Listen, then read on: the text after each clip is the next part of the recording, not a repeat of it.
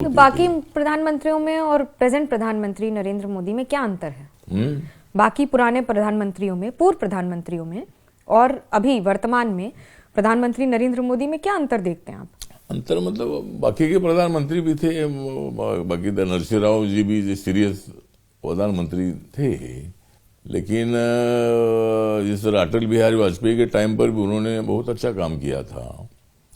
देवेगौड़ा और गुजराल के टाइम पर कोई इतना विशेष देश की प्रगति नहीं हुई थी, लेकिन अटल जी के टाइम पर जो नेशनल हाईवेज है, उस नेशनल हाईवेज को ज्यादा फंडिंग देकर, पहले कांग्रेस के कार्यकाल में सभी नेशनल हाईवेज सिंगल ही रहते थे। एक कुछ रोड ऐसे थे 4 लेन वाले, लेकिन 90% रोड नेशनल हाईवेज सिंगल ही रहते थे। लेकिन अटल बिहारी वाजपेयी आने के बाद उन्होंने बहुत सारा फंडिंग उसके लिए किया और नेशनल हाईवे 4 लेन बनने लगे, 6 लेन बनने लगे।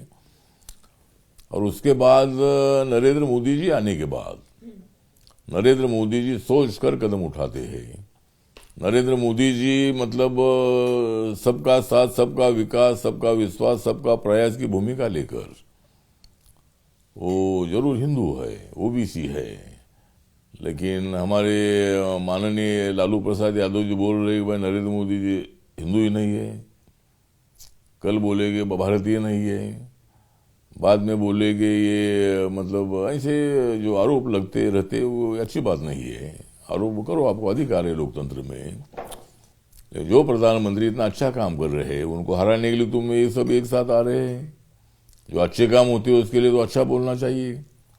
लोकतंत्र की परंपरा है कि डॉक्टर बाबा साहब अम्बेडकर जी ने जो संविधान बनाया है, संविधान में सर्वधर्म समभाव की तो शिक्षा ही है, लेकिन एक दूसरे का रिस्पेक्ट करने की भावना भी उसमें है। लोकतंत्र तब मजबूत होता है जब सत्ताधारी और अपोजिशन मिलजुल कर काम करते हैं। तो अभी क्या लोकतंत्र कमजोर नहीं है कि मजबूत है? नहीं, लोकतंत्र मजबूत है ही, लोकतंत्र को कोई खतरा नहीं है, लेकिन जिस तरह भी, लेकिन एक बात अच्छी है कि हर पार्लियामेंट सेशन के पहले प्रधानमंत्री ऑल पार्टी की मीटिंग बुलाते हैं। उसमें कांग्रेस सहित सभी पार्टी के नेता लोग आते हैं, अपनी बात रखते हैं। हाउस का कामकाज अच्छा चलना चाहिए, उसमें प्रधानमंत्री आते हैं और सब मिलजुल कर काम करना चाहिए। इसी तरह की चर्चा होती है, लेकिन बहुत बार पार्लियामेंट में राहुल गांधी संसद में इस बार कम दिखे। इस वाले सेशन में राहुल गांधी इस सेशन में संसद में कम दिखे। हाँ, राहुल गांधी सेशन उनको अच्छा नहीं लगता है, उनको यात्रा अच्छी लगती है। वो तो भारत यात्रा पर निकले हैं, भारत जोड़ो के लिए निकले हैं, लेकिन अभी भारत जोड़ने की कोई आवश्यकता नहीं है। वो तो भारत तो जुड़ा हुआ है, भारत एक साथ है। और बाबा साहब के संविधान ने भारत ऐसा जोड़ा है कि उसको तोड़ने की किसमें भी ताकत नहीं है। छोटे मोटे विवाद होते हैं, छोटी मोटी बातें होती है, लेकिन मोदी जी पर आरोप लगाने के लिए हम भारत जोड़ो, ये जो भारत तोड़ रहे हैं, हम क्या भारत तोड़ रहे हैं? हम तो भारत जोड़ रहे हैं। हम तो, मोदी जी ने बोला है कि पूरा भारत मेरा परिवार है, इसका मतलब राहुल गांधी भी उनके परिवार के हैं, सोनिया गांधी उनके परिवार के हैं, मल्लिकार्जुन खड़गे भी उनके परिवार के हो गए, कम्युनिस्ट पार्टी वाली उनके परिवार के हो गए, ममता जी हुई, सब पार्टी के लोग जो है उनके परिवार के हो गए। मुझे लगता है कि देश के प्रधानमंत्री के नाते पूरा देश का 140 जो आबादी है वो उनका परिवार है। तो इसीलिए राहुल गांधी जी ने पार्लियामेंट में आना चाहिए। अगर उनको पार्लियामेंट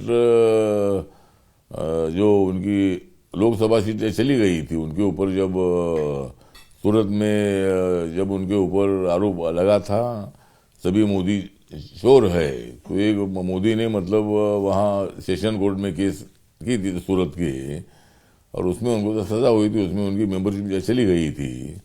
क्योंकि वहाँ नियम है कि कोई आदमी, कानून से कोई आदमी बड़ा नहीं होता है, कानून सबसे बड़ा होता है। तो कोर्ट ने उनको सजा सुनाने के बाद पार्लियामेंट्री जैसे ही घड़ी का काटा दोपहर 2:30 पे आए, बबीता जी का दिल सास बहू साजिश के लिए मचल जाए। और ये है इनकी बहू, पूरे दिन ऑफिस की टेंशन हो जाए गॉन जब ये करें अपना फेवरेट शो फ्री टाइम पे ऑन। इनकी तरह आप भी देखिए अपना फेवरेट शो अपने टाइम पर और डाउनलोड कीजिए एबीपी लाइव ऐप अपने स्मार्ट टीवी पर।